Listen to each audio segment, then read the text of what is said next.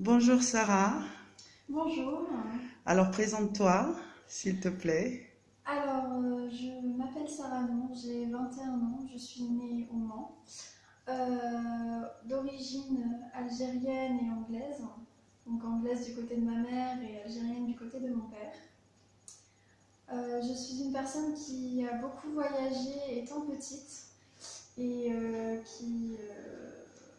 avec ces voyages-là, j'ai eu envie de partager ma richesse culturelle et de la traduire à travers l'art. Très bien. Du coup, de partager, on va dire, d'envoyer certains messages.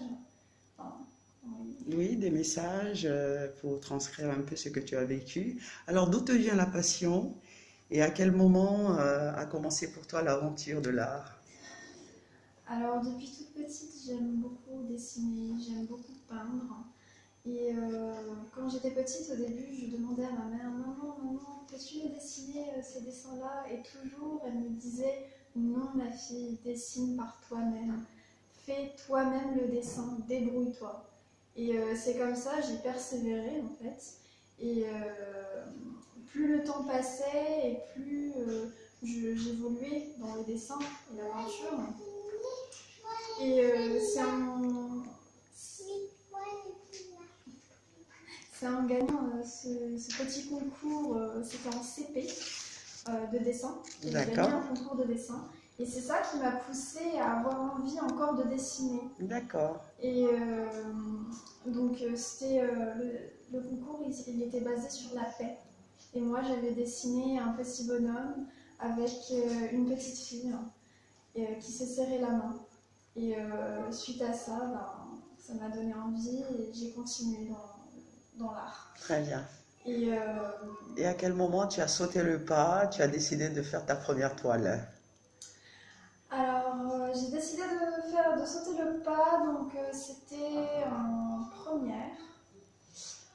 Déjà en seconde, j'avais un professeur d'art plastique à Émile Zola qui m'avait beaucoup aidée, qui m'avait donné envie de continuer dans l'art qui m'avait appris plusieurs techniques, qui m'avait appris beaucoup de choses sur plusieurs artistes.